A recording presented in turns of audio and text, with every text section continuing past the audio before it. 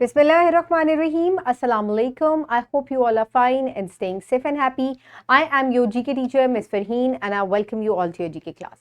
My dear students, as you know that we are on unit number 9 and the name of our unit is safety. Today is its zero lecture, that is the introduction.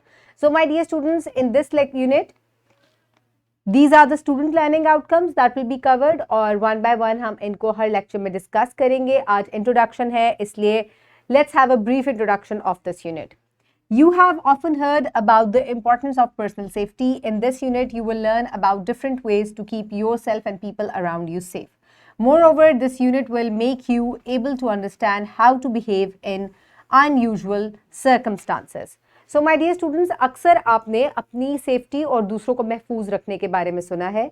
इस unit में हम किस तरीके से अपने आप को और इर्द गिर्द के लोगों को महफूज रख सकते हैं, कौन से तरीके ऐसे हैं जिनको अपना के हम अपने आप को भी महफूज रख सकते हैं और दूसरों को भी, और कौन कौन सी ऐसी चीज़ें हैं जिनसे हमें दूर रहना चाहिए, अभी हम उनको यूज़ नहीं कर सकते.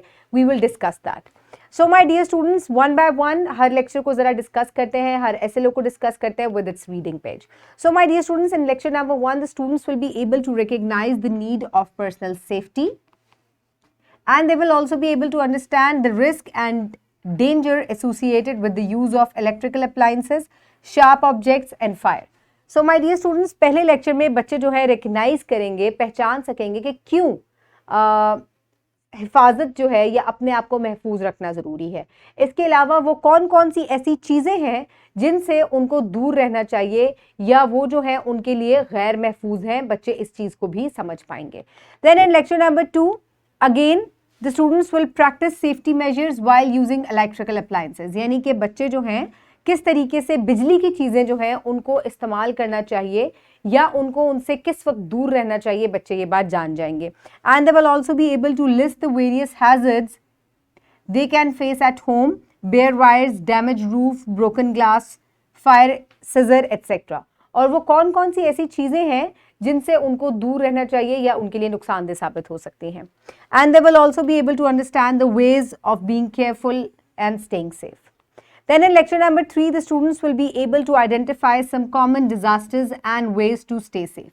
और lecture number 3 में बच्चे कुछ जो नागहानी आफतें होती हैं जिससे मुश्किल में खुद भी इंसान पड़ सकता है और दूसरे लोग भी पड़ सकते हैं, तो इस तरह के मौक़ों पर किस तरीके से आपको एक्ट करना चाहिए, कैसे आप अपने आप को भी और अपने इर्द गिर्द के लोगों को महफूज रख सकते हैं. We will discuss that.